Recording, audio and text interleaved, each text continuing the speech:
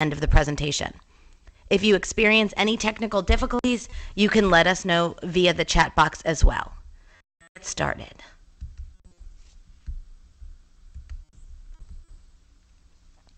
Nationwide violence is down overall, but we're still seeing epidemic levels in certain communities and with certain types of violence. Currently, at least 20 cities are experiencing spikes in homicides and shootings, including Baltimore, Chicago, and Milwaukee. People think of health. Classifying violence as a health issue is a new concept. When we consider the definition, we can begin to see the connection. According to the World Health Organization, health is defined as a complete state of physical, mental, and social well-being, and not merely the absence of disease or. So at a basic level, healthy is not possible.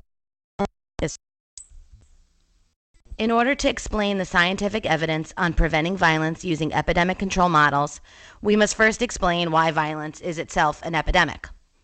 There are only 3 characteristics of an epidemic disease: clustering, spread, and transmission. Violence exhibits all 3.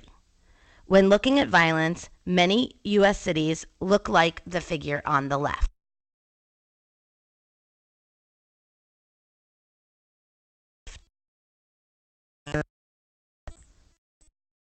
And seen in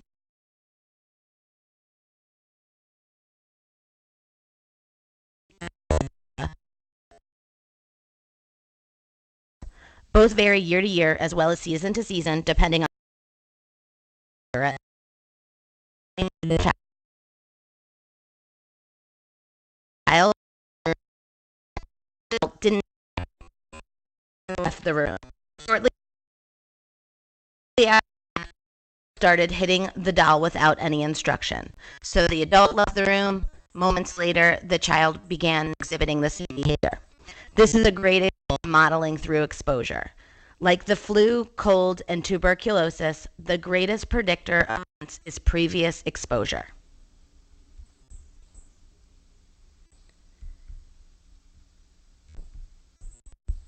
To similarities in clustering and spread between violence and other epidemics, a closer look shows us that it's transmitted through the same process. Establishing an understanding of the science behind violence lays the foundation for treating it as a health issue. On this slide, you can see how behavior is picked up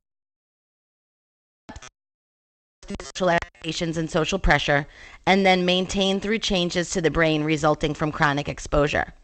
The first picture here on the left illustrates social learning, also known as modeling. It has shown that most human behavior is developed through social learning, with the majority being picked up through unconscious observation. In this picture, we see the young boy modeling the behavior of the adults in front of him. The brain is constantly observing, learning, and then mimicking new behaviors based on the people around us. As we develop these behaviors, they're reinforced by social expectations and social pressure. These perceived social expectations dictate our behavior by telling us what's expected and what's required for us to fit in. Violence is reinforced by those around us and then becomes the approved and recognized norm.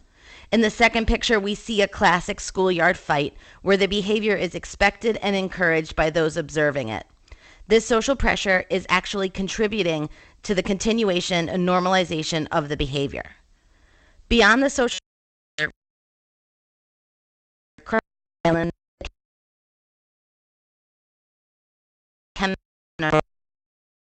direct experience as well. Witnessing violence is not limited to seeing an incident. It could also include being exposed to the trauma and aftermath. These neurological changes influence our behaviors. Experiencing a traumatic event can directly result in desensitization and hyperarousal. These changes, which cause heightened levels of fight, flight, freeze, or submit reactions, are a defense mechanism for perceived threats that can be life-threatening. At the individual level, this exposure and the resulting stress causes chemical changes in our brain that can have long-term impacts on our health and well-being. Similar to the flu and other illnesses, the likelihood of someone engaging in violent behavior depends on modulating factors.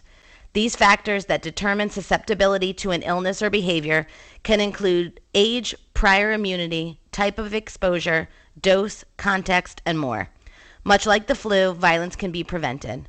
It's also important to note that not everyone exposed to violence ends up behaving violently, just how not everyone exposed to the flu will become ill. We model or imitate the behaviors we see. As this video shows, what we see and who we model ourselves after influence how we behave. Looks like rain again today. Dark clouds gather and fill the sky. Don't know how to talk to you, just know how to say goodbye. Have you actually got a driver's license? I don't think so. Go back where you came from. Learn to speak English. Go back where you came from.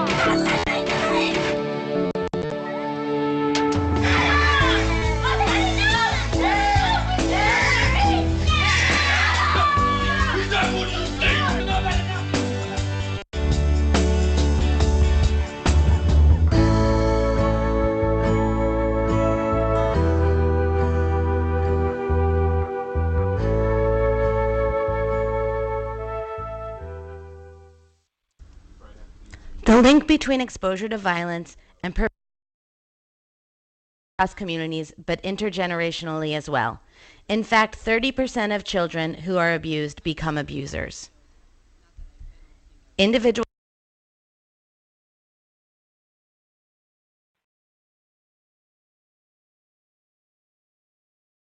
that when war ends, violence stops. But because violence was present and people were exposed, it actually increases in combat nations post-war. This is another way to think about exposure to violence. As you can see, the more often a person is exposed, the more likely they will engage in violence.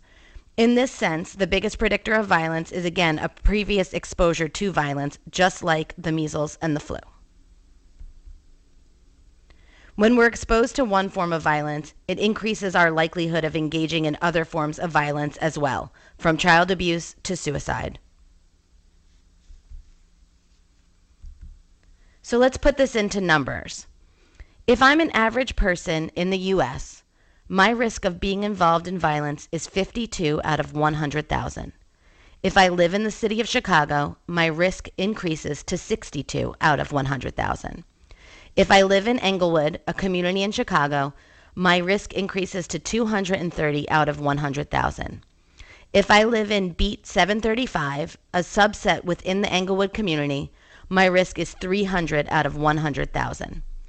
If my immediate social network is violent, my risk is 740 out of 100,000. And if I've been previously shot, my risk dramatically increases to 59,000 out of 100,000. So if I've been previously involved in violence in this neighborhood, my risk of being involved in violence, again, is almost 6.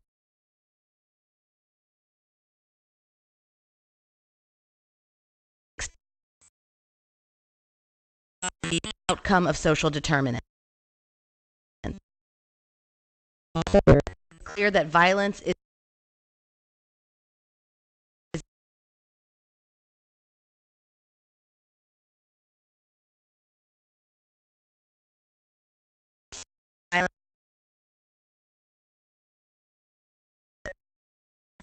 conditions, in addition to ongoing exposure, results in more violence. Again, violence begetting violence. Violence also begets inequities. So when violence is present, we cannot have an equitable or healthy nation.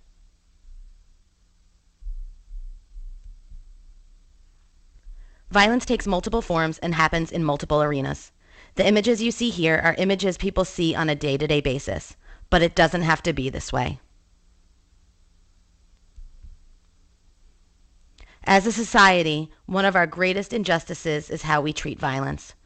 Our current understanding of violence has resulted in wrongful criminalization of people and communities, contributed to mass incarceration and harmful suppression tactics. What we need to do is move away from the notion of violence being an issue of bad people and bad places to recognizing what science clearly shows us and use health approaches to prevent violence. At Cure Violence, we use a three-pronged approach based on the World Health Organization's methodology. The first step is to stop the transmission of violence. We do this by first working to identify and treat those at highest risk for involvement. If exposure is stopped, then violence is not transmitted.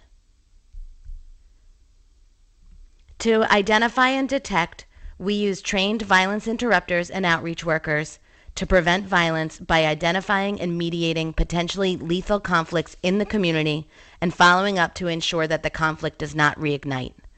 When a shooting happens, trained workers immediately work in the community and at times at the hospital to cool down emotions and prevent retaliations, working with the victims, friends, and family of the victim and anyone else that is connected with the event.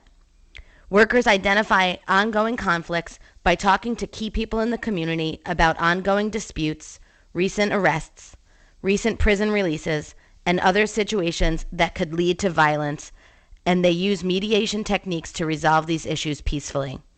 Workers follow up on conflicts for as long as needed, sometimes for months, to ensure that the conflict does not become violent. Credible messengers are respected, influential, connected to the target area, and often individuals who have similar life experiences to the individuals that we're targeting. So these are the individual violence interrupters and outreach workers who perform this crucial work. Next, we prevent future transmission. We work to reduce risk for those at highest risk for involvement in violence. Trained, culturally appropriate outreach workers work with those at highest risk to make them less likely to be involved in violence by meeting them where they're at, talking to them about the costs of using violence, and helping them to obtain the social services they may need. Workers utilize their trust with highest risk individuals to establish contact, develop relationships, begin to work with people most likely to be involved in violence, and to engage them to convince them that the rejection of violence is something that could be beneficial in their lives. They do this often by discussing the costs and consequences of violence and teaching alternative responses to situations. Workers develop a caseload of participants who they work with intensively, seeing them several times a week and assisting them with their needs such as education and employment. But really, the bulk of the work is focused on behavior change. And finally, we work to change norms. So workers engage leaders in the community, as well as residents, local business owners, faith leaders, service providers, as well as those at highest risk, to convey the message that violence should not be viewed as normal, but as a behavior that can be changed. So whenever a shooting occurs, workers organize a response where often dozens of community members voice their objection to the shooting. Workers coordinate with block clubs and tenant councils, neighborhood associations, and community-based organizations to assist in hosting these types of events. Additionally, they use public education materials and distribute them around the community, as well as host community events to convey the message that violence is not acceptable. And you can see a bunch of the ones that folks have used in the communities that we've been working with for quite some time. So these messages are often targeted to those at highest risk. Sometimes they're a larger, broader message that the community is influenced by or is affected by, especially this "Don't Shoot, I Want to Grow Up." But obviously these are all coordinated at the community level with conversations with community residents and other partners to really think about what are the key messages that work in that specific area.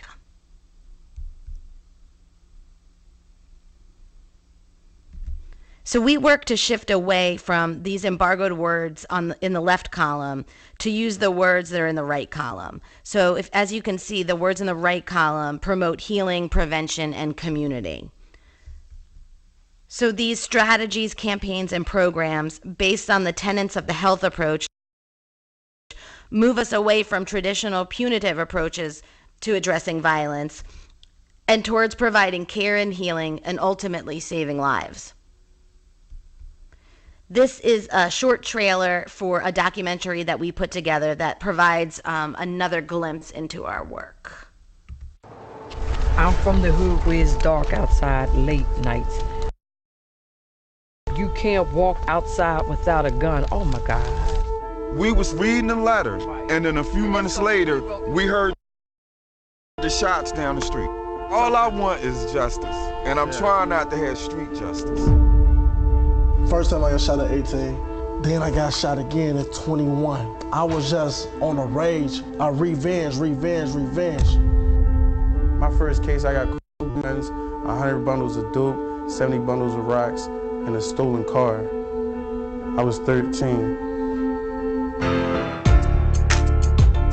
It's a violence prevention program. We're trying to prevent violence on the front end. Whenever someone is shot, stabbed, or jumped on, either myself or someone from my team go talk to the victim and the family, right then and there in the crisis. Hold on, that's hospital calling right there. I was shot and paralyzed at 18. I'll be 42 this year. I ain't just changed overnight. All their life, they've been in the streets. They've been around high-risk situations. They incited them. I incited them. It was a dead end, either jail or death. I choose neither one. When I came home, I was looking to sell drugs. She was like, that ain't the way of life no more. When I'm like, I can't do it because of my criminal background, she like, I did it, like, why can't you do it? This good right here came to me and taught me how to let go. One of their guys actually came and took a gun out of my hand. I'd be back in jail if it wasn't for them. We give them the platform to say, you could change your life. When everybody turned their back on me. I will turn my back on you. Sorry, man. We get these young boys seeing differently and thinking differently, we win it. That's it. Cure Violence works here on the island of Puerto Rico just as it does in Chicago, Philadelphia, and other parts of the world. We damn good at what we do.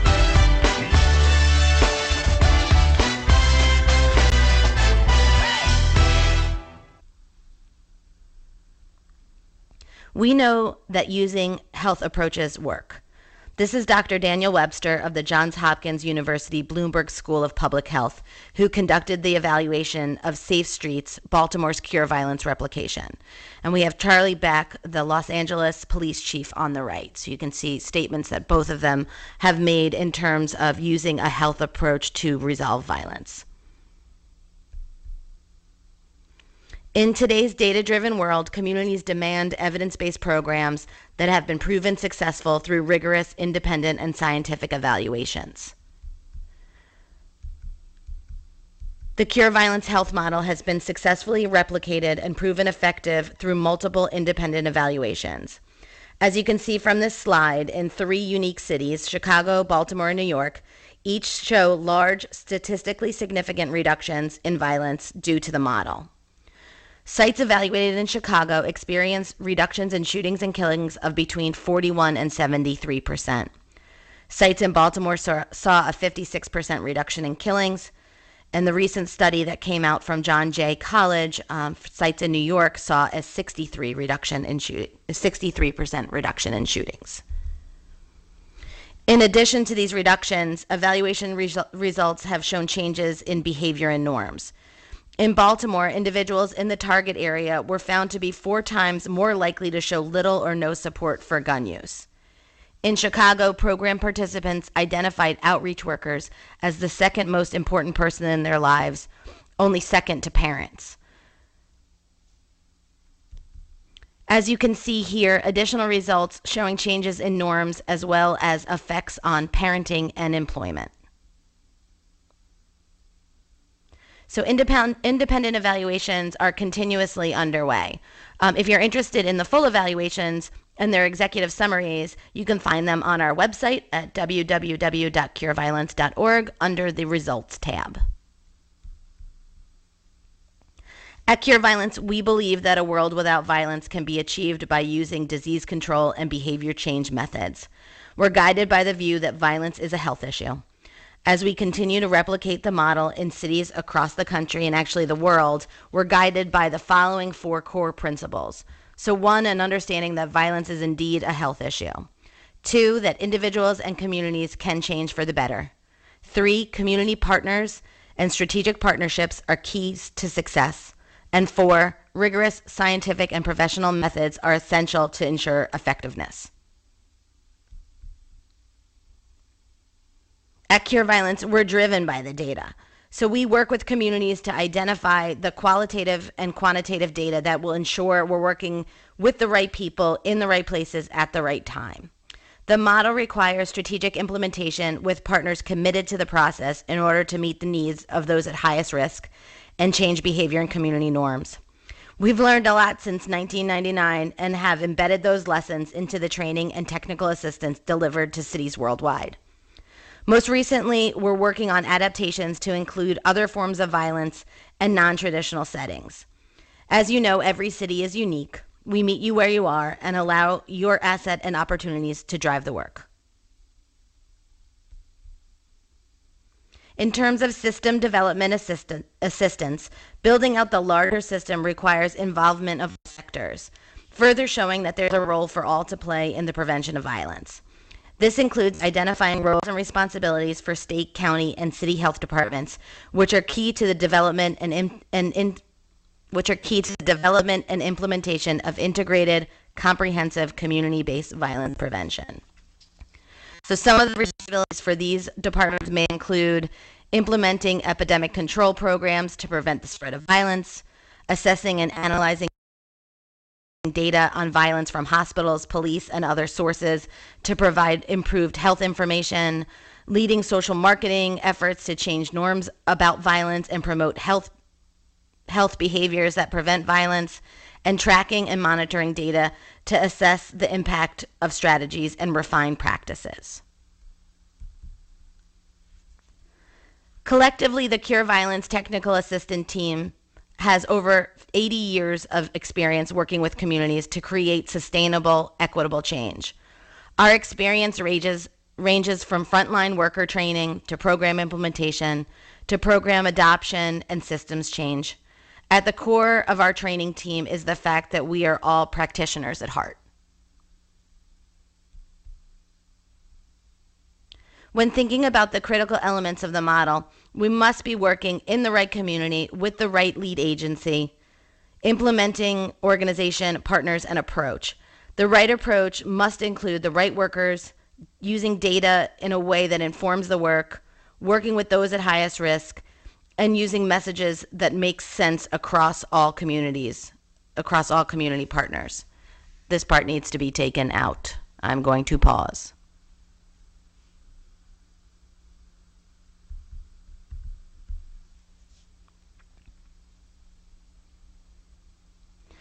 The model is not complete with just the 3 steps: interrupting, treating, and norm change. It also requires constant monitoring and technical assistance. When thinking about the critical elements of the model, we must be working in the right community with the right lead agency, implementing organization, partners, and approach. The right approach must include the right workers, the use of data, the right participants, and the right messages and messengers. Cure Violence assists in determining the target areas for implementation. We ask ourselves, where is the violence currently present? What's driving it? What are the historical trends? We look at the smallest unit of measurement, whether it be a community statistical area or police beat or post, and we compare that data over the last 3 to 5 years with the inclusion of community input. It's important that we identify an area where data can be looked at over time so that we're able to assess effectiveness. As a health initiative, we suggest that the health department, hospitals, health-based, community-based organizations, and/or universities focused on health are really leading the effort in terms of this work. The mission of the lead agency must be in line with Cure Violence. There must be strong relationships to the community and they must work with those at highest risk and be supportive of outside of the box type approaches. Really, there's a role for everyone to play in this work. There must be buy-in from all the partners that you see here on this slide. They must have respect for credible messengers who are really the only individuals that can truly reach those at highest risk. Service providers must support and provide quality, equitable, culturally responsive services for the population. This is a population that has historically been turned away and are often reluctant because of trauma imposed by systems.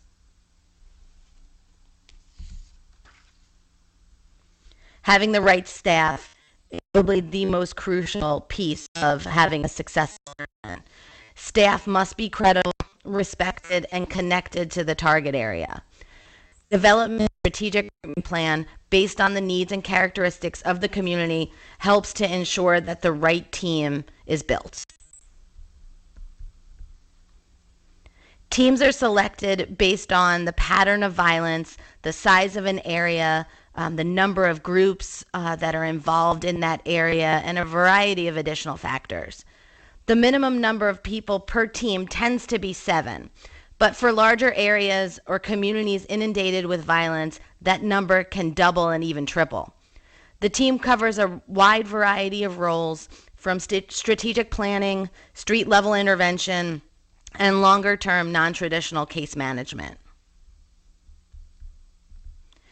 In terms of who we work with, individuals that are recruited to become program participants, the teams are focused solely on those that are at highest risk for involvement in violence. Often that includes individuals that are thought to be a member of a gang or group known to be actively involved in violence. They're thought to play a key role in this group. They often have a prior criminal history, so this includes crimes against persons, pending or prior arrests for weapons offenses. They're often involved in street activity that's highly associated with violence. They've been the victim of a shooting within the last 90 days. They're between the ages of 14 and 25. They've been recently released from incarceration with a violent crime or crimes as the underlying offense, and often they're a weapons carrier. Continuous analysis of official data and site-level efforts are crucial to examining and ensuring effectiveness and efficiency. So kind of all of those pieces of making sure that you have, the right community, the right staff, the right partnering agencies, all of that is crucial implementation, but then the work that's being done has to be constantly evaluated, constantly assessed to make sure that we're working in the right places at the right times with the right people. And a lot of the time where folks miss a beat is using data strategically every single day.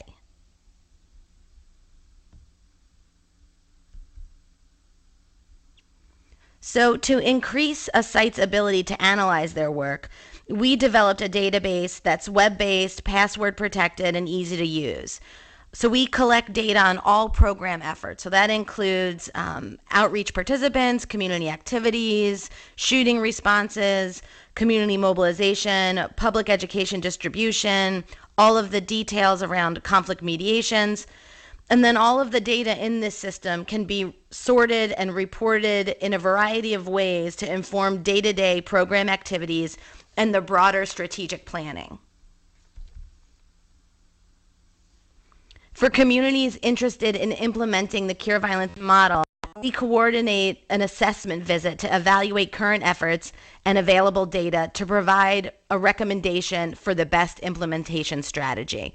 So really looking at all of the data, talking with community and with partners and other CBOs, and really trying to get a sense of the level of violence and what's driving it within a specific community.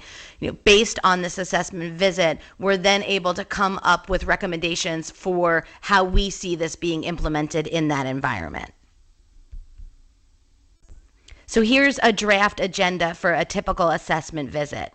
As you can see, we work with many partners and city and community leaders. So we collect data, we conduct information sessions, and we begin planning for implementation.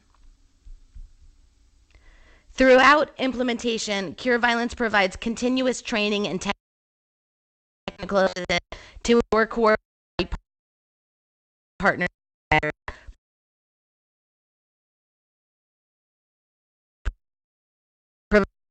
and partners.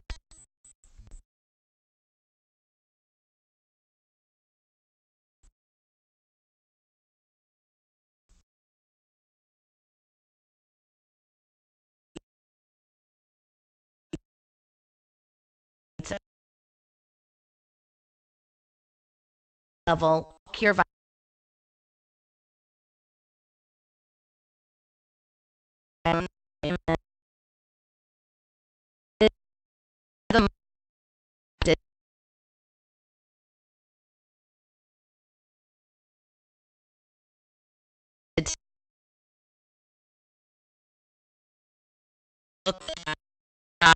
Overcome using standings and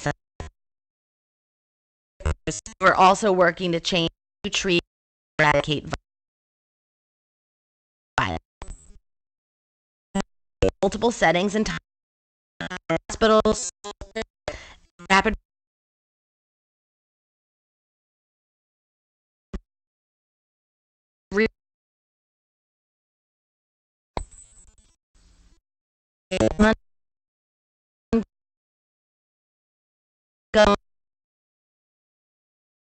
individualized assistance, crisis support, and cost of implementing is dependent upon multiple factors, including cost of living,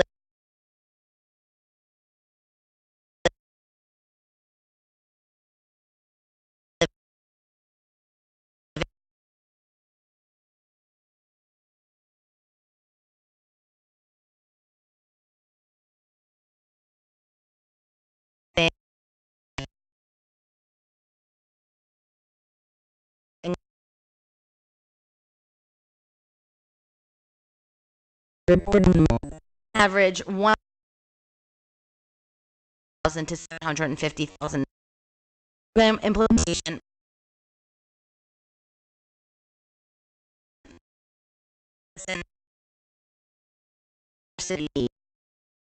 Data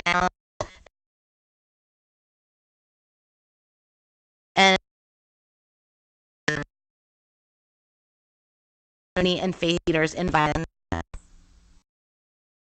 That funding is really challenging, but the return on investment again. So for every spent on Cure Violence insurance, $18 in savings.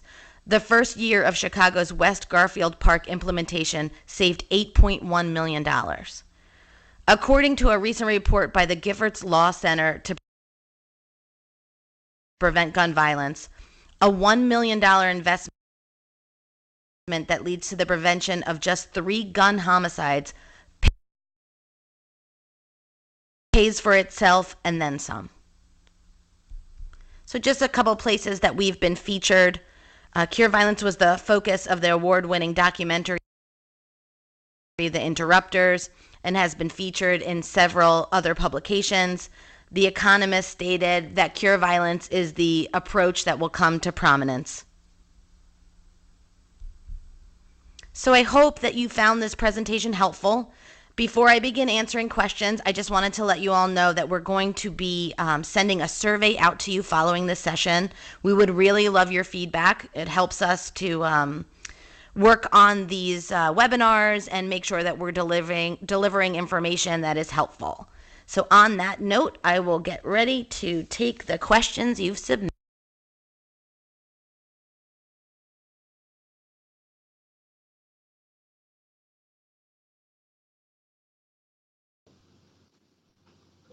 Hi, everyone. So looking at the questions that are in the chat box, if anyone has one and they haven't submitted it yet, feel free to, but I will answer Karen's question. So her question was, how would an individual go about building these community connections to buy into the Cure Violence project? I would say there's a couple different ways. So a lot of times in cities and in communities, there is violence prevention or intervention work that's currently going on. So there are city agencies and community-based organizations and faith groups that are already working on this issue in some way, shape, or form. So really about building that coalition.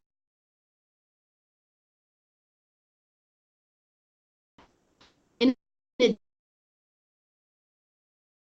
addition, here we have a YouTube channel that has a bunch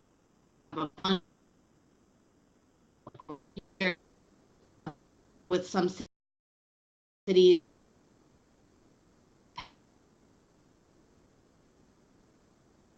information.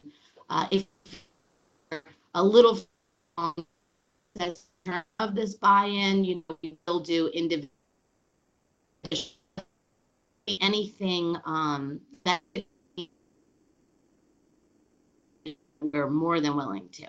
So another question, you will all with your feedback, and in addition to that, to send in email questions, cureviolence.edu. We'll try and get back as soon.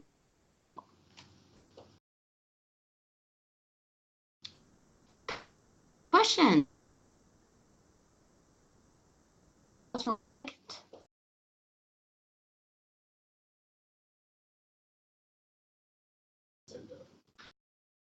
Just a couple people difficulty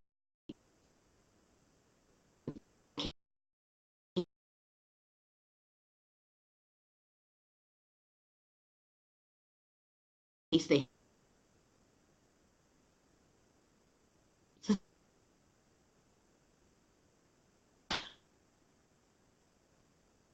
registered, so you'll have that. Hopefully the sound will work for you